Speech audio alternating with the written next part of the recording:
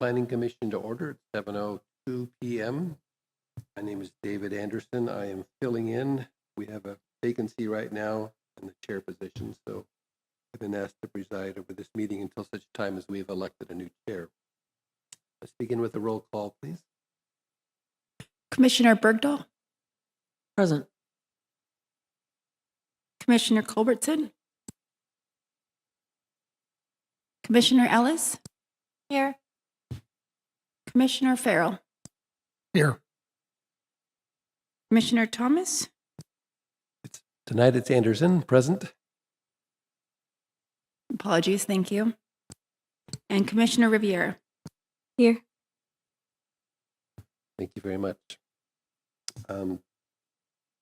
This is an opportunity for taking public comment. If there is anyone who wishes to offer, I don't see anybody in the room. Is there anybody on Zoom that has expressed an interest in making public comment for items not on the agenda? I don't see anybody on Zoom. And we'll move on. Our first order of business is to elect new officers for the Planning Commission. So I'd like to open the floor to nominations for chairperson to serve Planning Commission. Are there any nominations that anyone would like to make for a chairperson? You may also nominate yourselves. We're going to need a I chair would and a like vice to chair. make a nomination of Nicole as a chairperson, if she'll accept that nomination. I was going to say you're doing a great job. But I'm just a freshman. Maybe on the planning commission you are, but Yeah. Are you willing to accept the nomination, Nicole? Sure. Any other nominations? I would like to apply for co-chair. That's still available. for vice chair, Absolutely, for vice chair. Vice chair. Very good. that's great. So we have a nomination for both chair and one for vice chair. And you can do them separately as a vote. Make a motion for both, or you can do them one at a time. It's up to you. I think we do a motion for both. Fine with that? We have a motion to vote for both. Any second? I'll second. Motion seconded. Any discussion about that? Hearing none. Let's go ahead and vote on both. All in favor of the two persons. So we have Nicole as commission chair and Sarai as the vice chair. Please say aye. Aye. Aye. Any opposed? None? Yay! Welcome to our new chair and vice chair. I will now turn the time over to our new Oh, chairperson. I have to start right now? You have to start right now. Oh. You will do fantastic. There's a script right there. There's a script.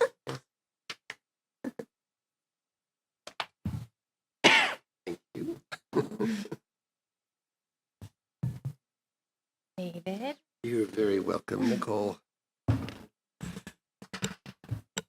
And Chair Ellis, this is a great night to get started. This is a very easy sort of, we don't have the pitchforks and torches out. So any help you need along the way, just let us know. We can Okay. kind of guide you through it. But the script should be pretty self-explanatory. Okay.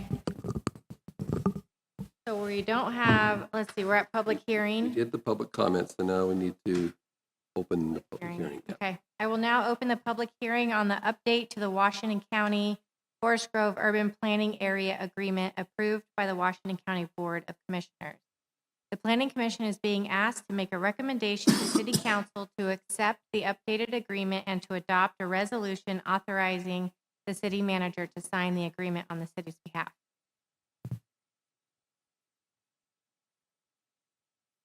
And then staff will now present their staff report. Thank you, Chair Ellis. Well done. Congratulations on Natural. your election. Thank you.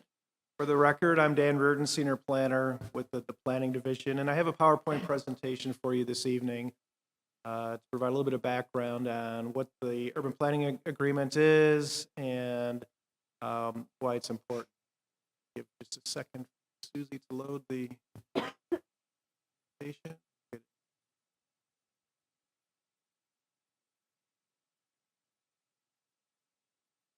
I think everyone on the commission saw Commissioner Anderson's email this morning, and so I added some slides to the presentation that was provided in advance to respond directly to those. points that were made in Commissioner Anderson's email, and so that everybody.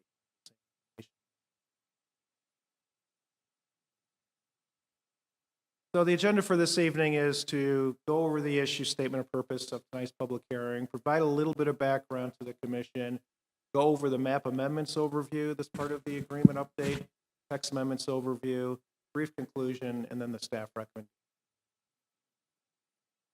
So tonight's public hearing provides an opportunity for public comment and planning commission review of the update of the Washington County Forest Grove Urban Planning Area Agreement. The Urban Planning Area Agreement, also referred to as the UPAA, is basically an intergovernmental agreement allowed by state law to identify roles and responsibilities around issues such as land use planning. As part of the public hearing, the Planning Commission is being asked to adopt a motion that recommending the City Council accept the updated UPA. Please. So terminology, Commissioner Anderson asked for a little bit of background on specific terms that are in the agreement, and so I'll hit those important key terms. Next slide. So urban reserve area. Urban reserves are required by state law. These are areas that are prioritized for addition to the urban growth fund. And the map that's up on the screen shows the David Hill Urban Reserve Area. It's the only urban reserve area that the city has. The orange line is the urban growth boundary, and the red line is the city limits boundary. So the David Hill Urban Reserve Area, which is up on David Hill Road, west of the Forest Scale Drive area, was designated by the Oregon legislature about 10 years ago for future urban development. It's intended to provide long-term land for urbanization over a long-term period, basically 20 to 50 years, although they can be brought into the urban growth boundary sooner if Metro determines that the urban growth boundary should be expanded. Metro oversees the Portland Regional Urban Growth Boundary, of which Forest Grove is a part. Question, do you want to Yes, take questions now? Yeah, or at the sure, end? sure. How do we determine how much area to put into the urban reserve? So when Metro does a determination, they do an analysis of all of the urban reserve areas in the region, and the image that's up on the screen now shows the other urban reserve areas in Washington County specifically. And so Metro goes through a process basically every 4 to 5 years to look at if there's enough land within the urban growth boundary for all development purposes, residential, industrial, institutional. They do a forecast of population and housing, and then they look at the inventory of land that's buildable in the urban growth boundary. And if that inventory is sufficient, if it can meet 20-year planning needs for urban development, the urban growth boundary isn't expanded. Metro determines that there's a deficiency, then look at to one of the urban reserve areas. And the way the process works currently is individual jurisdictions can nominate areas for inclusion into the urban growth boundary. And Sherwood did just that. And so the area that's west of Sherwood, the brown area that's urban reserve, is approved for inclusion into the urban growth boundary. There's specific criteria that needs to be addressed for a nomination that Metro reviews. But that's the process. Basically, individual jurisdictions can nominate areas to include in the urban reserve. If we want to create an additional urban reserve area, can we do that as a city, or do we have to get Metro to do that? Or? So that's an excellent question. It's a very involved process that involves Metro, Washington County, and the state legislature. The urban reserve, rural reserve process was part of a bill that the legislature adopted about 10 years ago. And so the regional counties, Multnomah, Clackamas, and Washington, with Metro, had to go through a process to identify areas for urban reserves. And Forest Grove is part of it, as well as the other jurisdictions. And so basically, to identify new or additional urban reserve areas, it would mean redesignating the rural reserve area or looking at the undesignated area. And there's one just south of Forest Grove and Cornelius. That would have the priority for becoming a potential urban reserve. If there is a deficiency, there's a trigger, a threshold. If a certain amount of development within the designated urban reserve areas has taken place, then the undesignated areas Got could be it. looked That was at. my question. So like the white area south of Forest Grove and Cornelius would be the next urban reserve. Potentially, Maybe.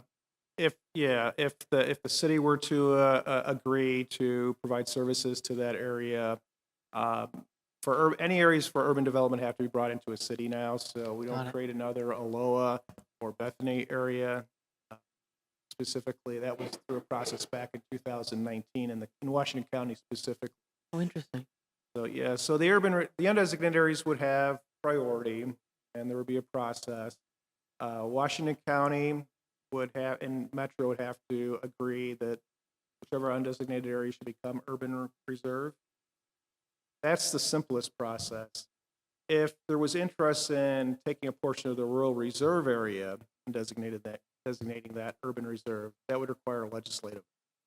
Sounds hard. Hillsborough is going through that process, to identify some areas, Highway 26. That's what we hear a lot of commenting about these days, I guess. Legislation. So that's, yeah, so there's quite a bit of process involved either. Thank you. Looking at undesignated areas. Essentially. Great. Slide. So urban planning area. The urban planning area specifically is the area that's subject to the urban planning area agreement that's before the planning commission this evening. And the urban planning area includes all of the area within the current city limits, which is shown in the brown shaded area on the map, as well as the unincorporated areas within the urban growth boundary. Some of that area has been annexed recently, but there are 3 pretty significant sections that are still unincorporated within the urban growth boundary, all of which are north of David Hill. And in order for urban development to occur, those areas would have to be city so that the city can provide the public utility. So that's what the slide, please. So comprehensive planning. Comprehensive planning is actually defined by state law, and it's planning for areas within the urban growth boundary as required by the Oregon statewide land use planning goals. There are 19 statewide land use planning goals, the majority of which apply to urban areas. There are several one related to the Willamette Greenway, several related to coastal issues, estuary, waterfront areas. Of course, that's something that the city of Forest Grove has to deal with. But the comprehensive plan is basically a legal document that shows that local jurisdictions comply with the Oregon statewide land use plan. There's one for public involvement. There's one for general land use, which deals with a variety of issues related to development. There's one specifically for housing. There's one for economic development. There's one for public infrastructure, so water, sanitary sewer. So the comprehensive plan establishes goals and policies for each one of those topics. It also provides the basis for making land use decisions. So with respect to the housing goal and the housing element, there's a buildable land inventory that's done that the city does, and a housing needs analysis, now called housing capacity analysis, which provides a lot of information on how much land is available for different development, residential, mixed. And it's that information that provides the basis for the planning commission and ultimately the city council to make decisions on whether the zoning map should be, comprehensive plan map should be. So taking, say, industrial zone property, changing it to residential, the housing capacity analysis, and the buildable land provide the basis for making the decision. If decisions are made based on other information, that's possible, but it does open up the possibility for potential comprehensive plan.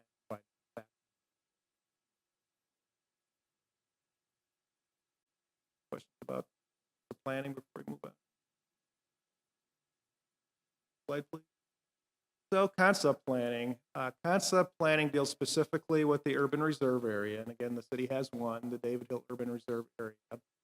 And under the Metro Urban Growth Management Functional Plan, and under the County Comprehensive Plan, cities that are interested in bringing the urban reserve area into the urban growth boundary have to do a concept. And there's criteria in the Metro Urban Growth Management Functional Plan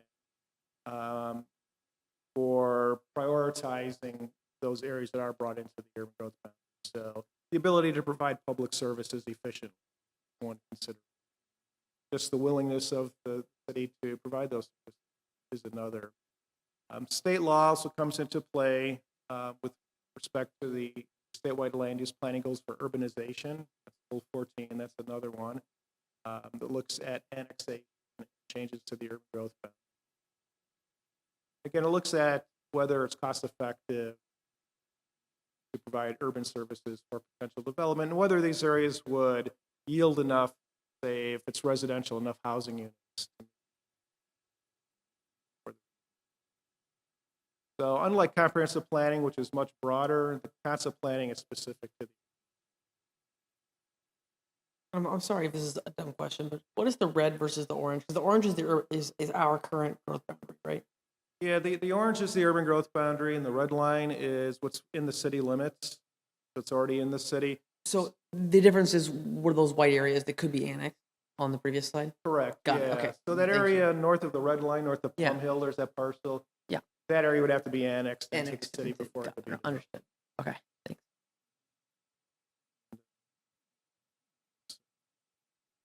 So that's what a concept plan is, and that's something the city would have to do as part of the nomination process if the city wanted to make a case to bring the David Hill Urban Reserve area.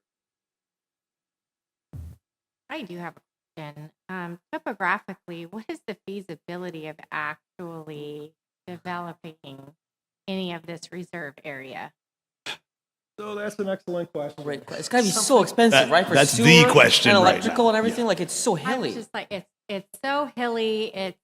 treed. It's heavily treated in many areas. I look at the current road system. I'm thinking of water and like everything crosses my mind. We've done a lot of work related to the area inside the city limits, north of David Hill Road, so that area kind of west and It's south flat of Plum and a Hill Lane. field. Yeah. Yeah. That doesn't have as many challenges as the urban reserve area, and it is very costly to service to that area. Even though a lot of it is flat, there are portions so that have. It's expensive to provide the area just north of David Hill and in the flat one too. Yeah, because of the area along David Hill Road, there's tributary. It's actually part of Council Creek that's there. There's some topography issues that affect how sanitary sewer is provided and how deep it has to be, or maybe above ground even for crossing Council Creek north of David Hill Road at Thatcher. Possibility where the road would have to be elevated and the sewer line would have to be elevated to sanitary to that area. There's been a fair amount of interest in development there, and the development community is having a hard time with making things work. Right. I was going to say, this doesn't sound like affordable housing. But with respect to the urban reserve area up kind of north of David, where the curve is on David Hill Road, you can kind of see an area that's doesn't have as many trees, it's not as vegetated, relatively flat there. You could concentrate development potentially there. Question is, does it make sense to do high density housing there on the periphery? Right. There's a lot of view property there. There'd probably be more interest in lower density development, maximizing the value of the homes there. And so a lot of it would be held in reserve for protection of natural resources, which is in fact one of the benefits of bringing that area into the urban growth boundary, because there are more regulations for protecting natural areas inside the city, inside the urban growth boundary, than there is in the agricultural rural. That's fascinating. I didn't know that. So one more question that kind of seems to be bouncing around in my mind here is, does it seem unfair to us as Forest Grove to have this as our reserve area and also give us parameters that we have to build so much of a certain kind of high density and residential, et cetera, from legislature? Does that seem kind of unfair? Well, it does, to be honest. The other issue we've been dealing with is, in order to get funding to do the concept planning, there are grants available, but there are strings attached to those grants. And one is looking at how to make areas pedestrian friendly and transit oriented. Given the topography in that area, both of those are going to be in a density that's going to be difficult. Yeah, I mean, you guys are all hitting on things that we've been talking about for a long time as staff. Honestly, I mean, I think what's important is to lend some context here. Is this was all brought in the grand bargain in 2014. I bought a house within a half mile of the beach in Manzanita for $250,000 in 2014. That same house now is like $800,000. Things have changed a lot in that time, and I don't. I want to stop myself just short of calling it unfair. I think that there is recognition widely in Forest Grove, at least, that if you were to do this same exercise today, that you probably wouldn't be looking up that hill for our housing supply, particularly not in the context of the sort of housing crisis we've had and then the housing affordability and issues and all that. At the time, I mean, I think in a lot of ways it was just kind of lines on a map. It wasn't really, there wasn't a whole lot of ground truthing to it. Now, I wasn't here, so that's just my editorializing, saying that's what I think was the case. But if you look at it without the topography and without the local knowledge, oh yeah, go that way and there's land there. The reality is there's a lot of steep slopes, there's limited chances for density, and certainly with limited chances for density, affordability, you start having to do cuts in the hills and stuff like that. You start having to reduce density and use more land for each house to, for the carrying capacity of the land. That all just drives up development costs, And so, I mean, it's just a different conversation now than it was. I think one thing is that there's a sort of saving grace here, if you will, is that, what's now called the housing capacity analysis used to be called the housing needs analysis. One of the sort of criteria in there by which developable land is judged is sort of like this idea of development ready land, and not just sort of lines on a map, but not just land that is there, but also can that land be served with with infrastructure. What is the feasibility of that land as far as slopes and topography and stuff like that? Also, since 2014, we've had a huge and Chair Ellis, you probably know this better than any of us. The housing insurance has gotten so expensive and so insane that when you start building these urban wildland interfaces up near all the trees, the cost of insurance on homes in those areas becomes, if you can get insurance, becomes much heavier and maybe not even possible to get insurance. And so, I think it's a little bit of a relic of the past in some ways, even though it feels like very recent past. But these conversations, I think, will start happening in the context of development-ready lands under the housing capacity analysis. So if I understand what Dan explained earlier correctly, if Forest Grove said, that undesignated area shown on the map would be much better for our urban reserve than the stuff up on the hill, it would have to take a lot of parties, including the legislature, involved to agree to that. Is that correct? That's my understanding, yes. With that said, I mean, we have a pretty active legislature, and so it's not unfathomable that something might happen. But I think we're going to have to do our homework first to really show the story of whether that land is developable or not. To really have that conversation with legislature and say, hey, this is what we're facing right now. Just pointing at the hill and say, you going to build on that? Like that's not going to work right now. Like you have to have a little more analysis to it than sort of what we all know to be true, that land's hard to build on. We need to put some numbers and some work into it first, I think. There are some other challenges with that undesignated area, is the floodplain. Mm-hmm. I thought it might be in the floodplain. So the development area wouldn't be connected to the existing developed area. So they're whole different issues, but different. This is part of the reason why it was undesignated. But back in 2014, when the grand bargain was done, it really does look unfair looking at the David Hill area in isolation.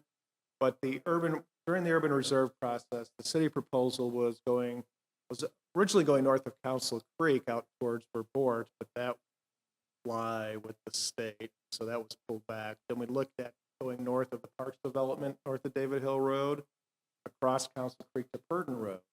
So that area Yeah, west of makes Highway sense. 47 out to Thatcher was identified. Yeah, that area right there was the urban reserve area proposal. During the grand bargain, the legislature pulled that area back to Purdon Road to Council Creek, where the urban growth boundary is now, that orange, curved orange line of Council Creek, and brought that area south of Council Creek, but north of David Hill Road, into the urban growth boundary. So it wasn't designated urban reserve, it was actually brought into the UGB. A lot of that area is being developed now. The Davis Estates project, Bailey Meadows, Farmstead, crossing north of David Hill Road, that was all in that area that the legislature brought into the UGB 2014. So that left us with the David Hill Road area only as the urban reserve. So we've used some of our reserve. We essentially did use some of our reserve. And there was also an area south, on the far south end of town on Elm Street, in the industrial area, that was brought into the urban growth boundary. Kind of where MGC Pier is and Saki One. That, Yeah. So, but yeah, something that we've been discussing for some time now about what is the viability of this area, and does it make a lot of sense to put a lot of resources into it? Now, some of this urban reserve is actually on the west side of the hills of David Hill and is back down in the valley, right? Mm-hmm. As it gets up close to the Gales Creek, is that? So the area along Gales Creek, Yeah. yeah, further to the south. Wouldn't that potentially be far easier than the hilly lands to go? It is. There are some floodplain issues there. A lot of it's in the floodplain. So that was a consideration. But out where the nurseries are, kind of that. But yeah, conceivably. But that was designated a rural reserve because it's high value farmland as well. And so there was this push-pull about preserving high value agricultural land. And that was really the basis behind the urban rural reserve process, was providing certainty to the agricultural community about what areas would be urbanized and what would be protected for agricultural uses. What is the little red rectangle? Like, why is that one little peninsula? No. Oh, it's just how annexations occurred over time, property owner interest in annexation. So that area north of Plum Hill Lane, there was an annexation process back in about 2006 where a lot of those properties were brought into the city. But that rectangular area, the property owner didn't want to. Oh, so it's up to the property owner. Usually, the only forcible annexation is if a property is totally surrounded by the city limits, then the city council can annex it without the property consent. There were a number of those so-called islands back in about 2010, 2012, that area, where the city council did just that, annex unincorporated island. So we don't have many pockets any longer. Cities. Next slide. So development, that was another one. Broadly, our development code broadly defines it to basically include any man-made change to land, including the construction of buildings and other structures. Development also includes dividing land for sale. So drawing lines on a map considered to be development. So if you're doing a partition or a subdivision or a lot, also category. Reason being is it's setting things for development. So basically, any change to land inside city limits, anything that requires for land.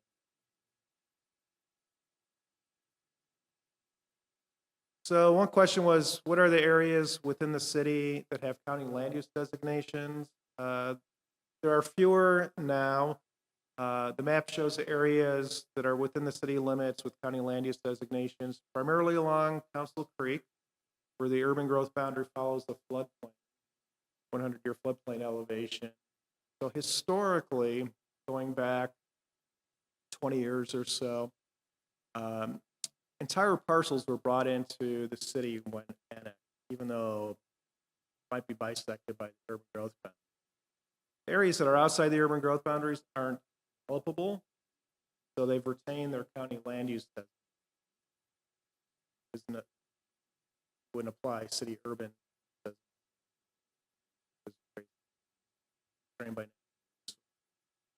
I want to say about 10 years ago, the state law changed where the county can divide parcels that are subject to annexation to create smaller parcels than would otherwise be required in that zoning district. So as an example, if a property is zoned under the county, agriculture and forestry with a 20-acre minimum lot size, if there's a property that's 20 acres subject to annexation and the urban growth boundary divides it in half, the property owner can go through a process with the county, divide the land into two 10 acres inside the UGB, 10 acres outside.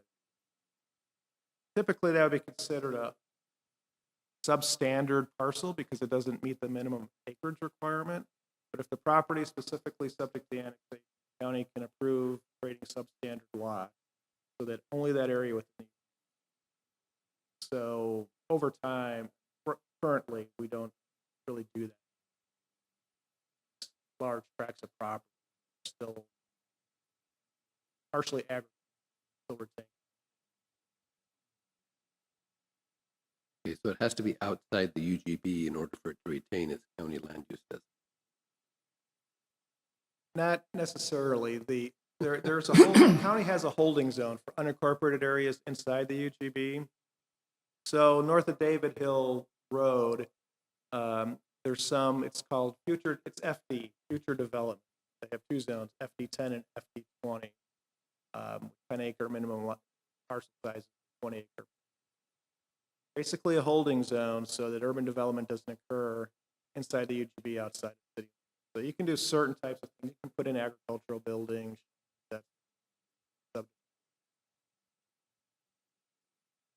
So there is some county zoning inside the UGB property that someday will be in.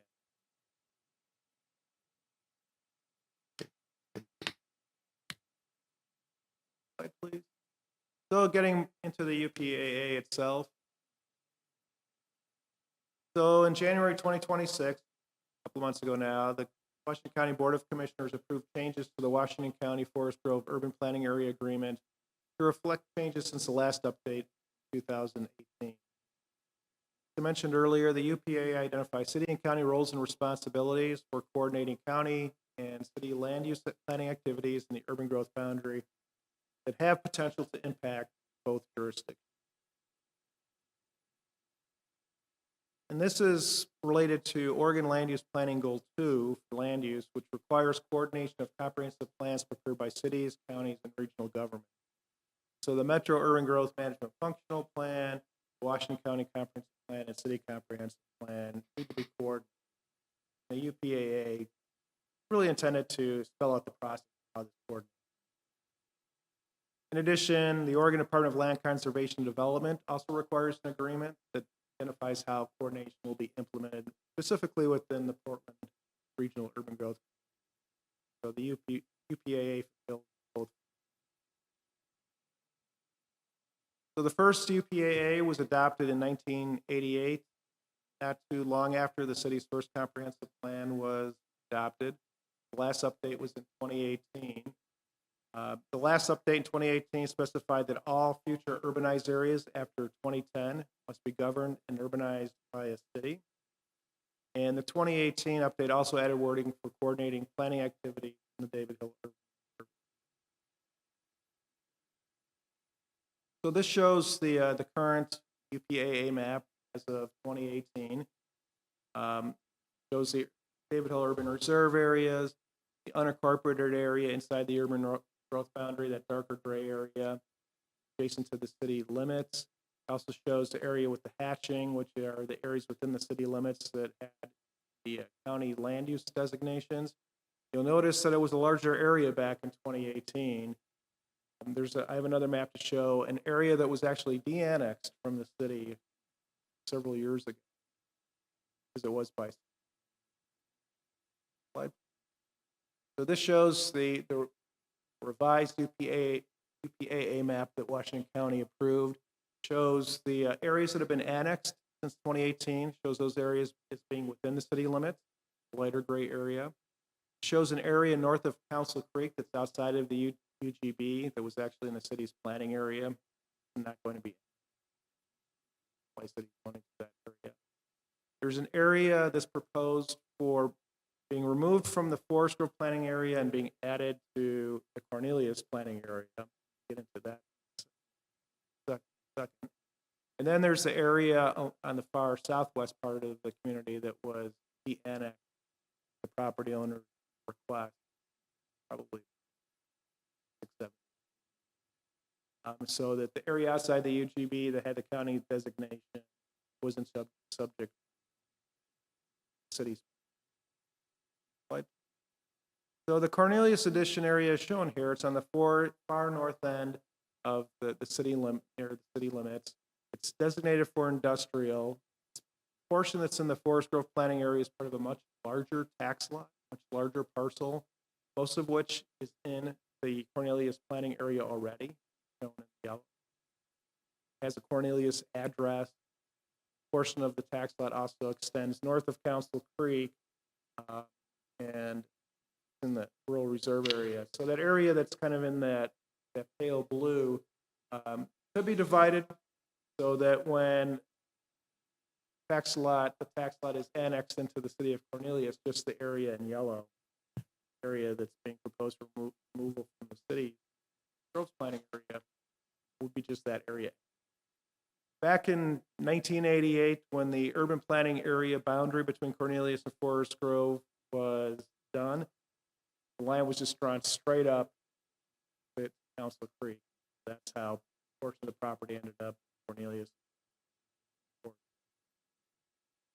Most of that area that's in the Forest Grove planning area is along Council Creek, and so it's constrained by natural resources, so it doesn't have much in the way of any development potential, but it could be used for perhaps wetland mitigation or other purposes if the area within the Cornelius planning area is developed at some point.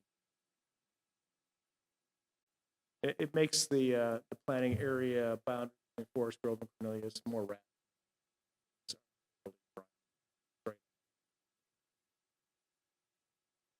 Next slide. So getting into the text amendments, the revised UPAA, which was provided in your packet, had shows a text proposed for removal as strikeout, text to add is underlined. Text. It's intended to clarify the required coordination between Washington County and the city regarding land use matters. It also provides more clarity around the process for modifying the UPAA. Get into that.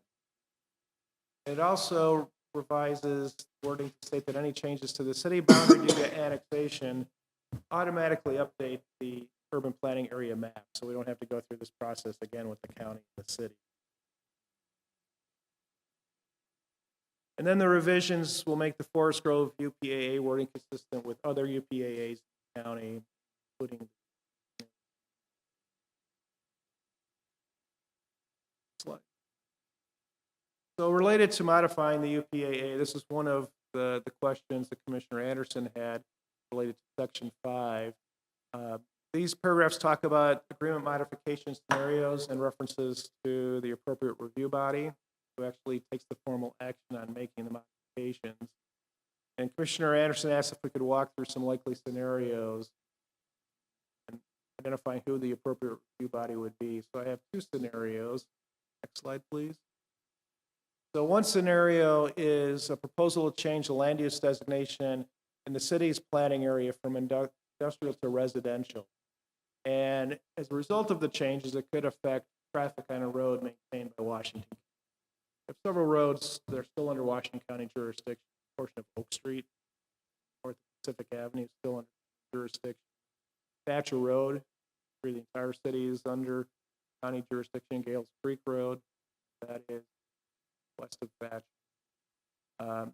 So under this scenario, the city would notify the county of the proposal, and the county would have an opportunity to comment. We would likely invite the county to a pre-application meeting where we talk about the proposal in more detail so that they can get the information, and then they could provide formal comments to the public hearing process. But since the proposal would modify the city's comprehensive plan map, not the county, the appropriate review body in this scenario would be the Forest Grove Planning. Come here for review and a recommendation to city council on whether or not to approve it. Then the city council would make the final. That's one scenario. Next slide shows another scenario. And this would be where the county proposes a modification to the county's transportation system plan to change the designation of a county road inside the city limits from a collector to a major area. This could have traffic implications as well. Major arterials are intended to serve denser development, carry more traffic, have more disruption in the neighborhood. So under this scenario, since it would be a revision to the county's transportation system plan, the city would have an opportunity to comment, but the appropriate review body would be the Washington Planning Commission, Board of Commissioners. So since the county and the city's plans must be coordinated, the city's transportation system plan should also be modified for consistency. And so in that case, to bring both plans into conformance, the Planning Commission would also review the proposal and the city council would take formal action. City. Now, if the city objects to the change made by the county and it's approved by the county nevertheless, the city could appeal this decision or negotiate transferring the road to the city. So in this case, there could be an agreement where the road is changed from Washington County jurisdiction to city jurisdiction, and then the city would modify.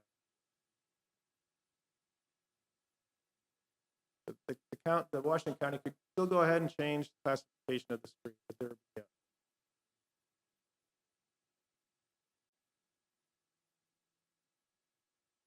so that's really what.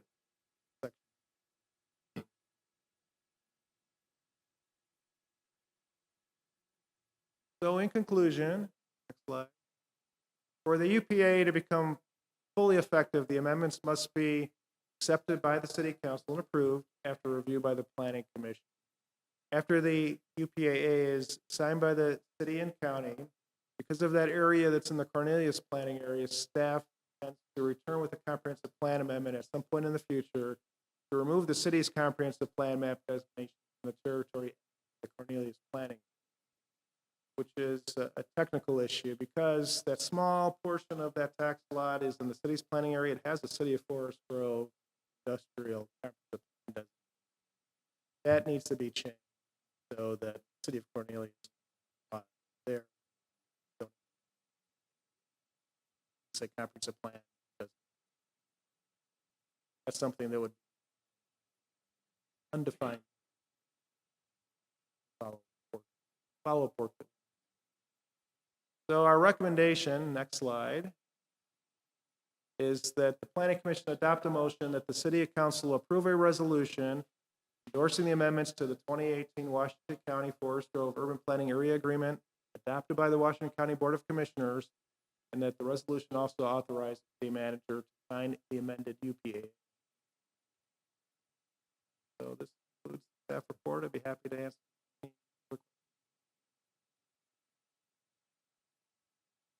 Anyone have any questions? Got all mine, thank you. Now we can move to closing the public hearing. Okay. So I see we have no audience members. Is there anyone that has questions on Zoom? Do we have any Zoom members? Perfect. Does the staff have anything to add, which specifically addresses the non-issues raised? Moving on. Do any members of the Planning Commission have questions regarding clarification of the testimony to this point? There are no further questions. I will now close the public testimony portion of this hearing.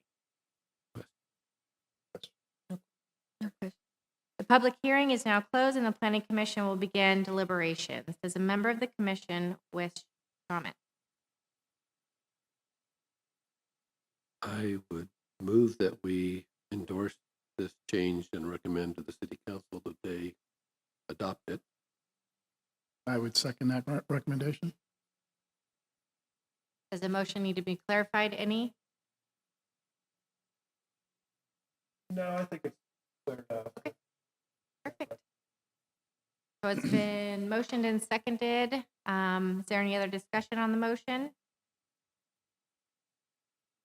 Okay, perfect. I will now call for a vote. All those in favor say aye. All opposed, no. Aye. Aye. Okay, the motion passes. Thank you.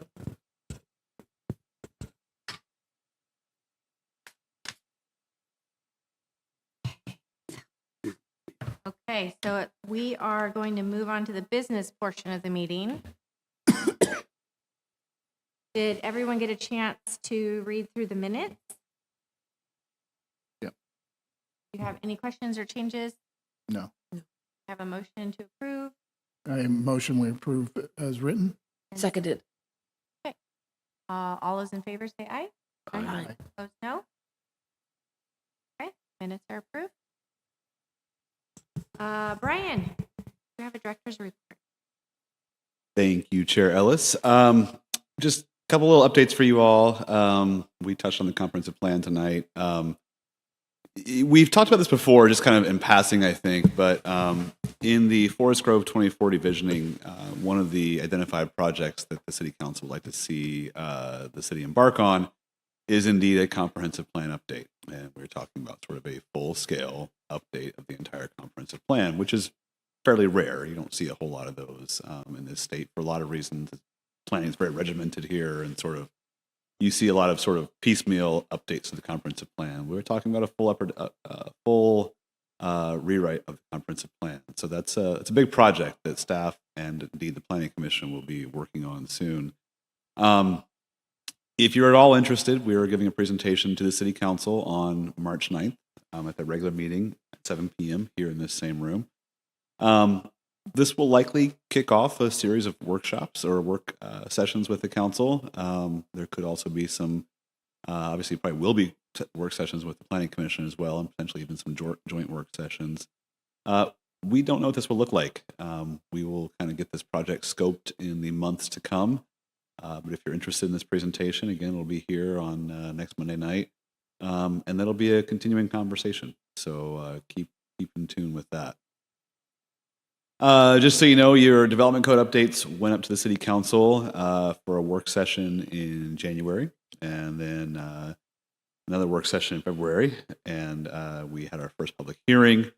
February 23rd meeting, I believe, was the date. I hope I'm not wrong about that. They were largely kept the same. There was some feedback from the City Council that they didn't have a big appetite for imposing industrial setbacks when industrial properties are abutting other industrial properties or other industrially zoned properties. And so those setbacks were not upheld. There were setbacks upheld anytime that industrial properties are abutting residentially zoned properties. Those were upheld, as well as the height limit when next to residential. Those were some changes that came out of the first meeting, and the second reading is on March 9th. And then the changes will be in effect 30 days after the passage of that code update. Historic Landmarks Board, we are embarking on the downtown design guidelines. For those of you who don't know, I'm just going to give a little bit of a sort of overview. When the city has a historic district, we designate certain properties as contributing, non-contributing, and based upon how they are sort of put in the development code, there can be historic district standards that apply to properties in the historic district.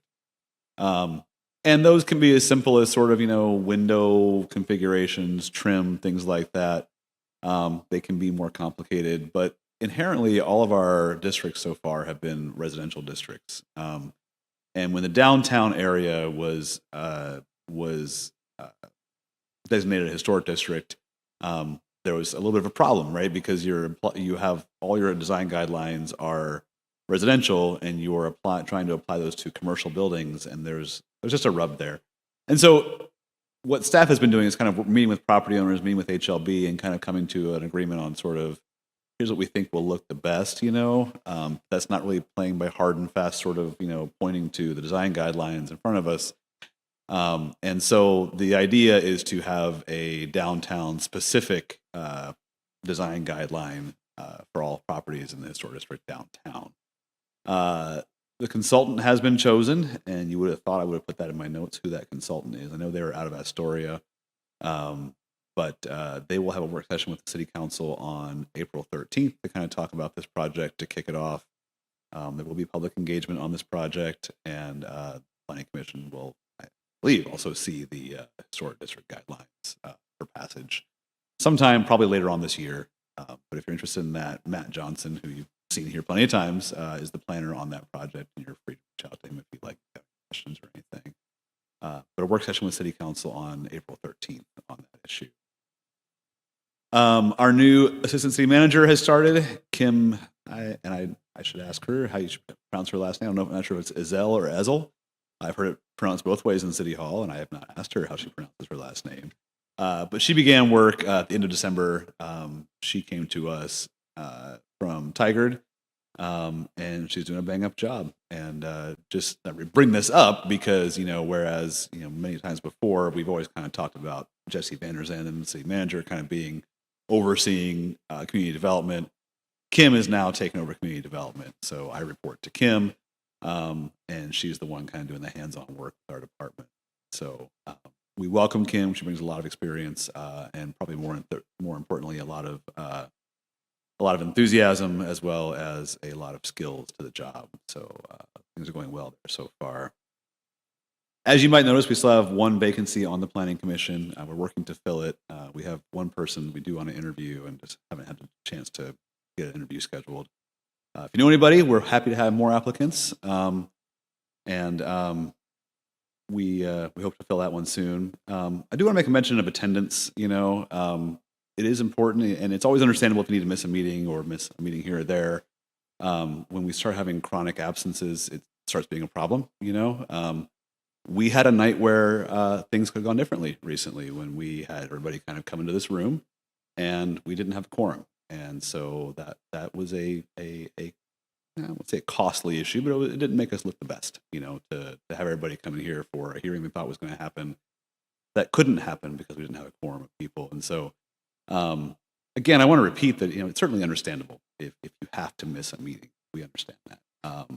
Knowing in advance is very helpful, obviously. And so when you see the emails come from Shannon or Susie to, verify attendance, I think you all did that. And of course, you're all the ones who are here. So awesome. I just want to kind of reiterate that the importance of making the meetings. And lastly, I just want to say thank you, Chair Ellis and Vice Chair Rivera. Thank you all so much for volunteering or being voluntold in one case at least. And I think you're going to do a fantastic job. And Sarai, I also assume that you will do a fantastic job in Nicole's stead. And so we were hoping that you guys would step forward, and glad you did.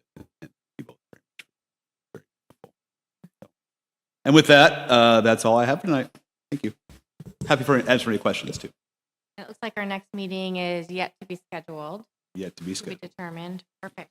Okay, well, thank you, Dan. Thank you, Brian. This meeting. Thank you all. First one of these.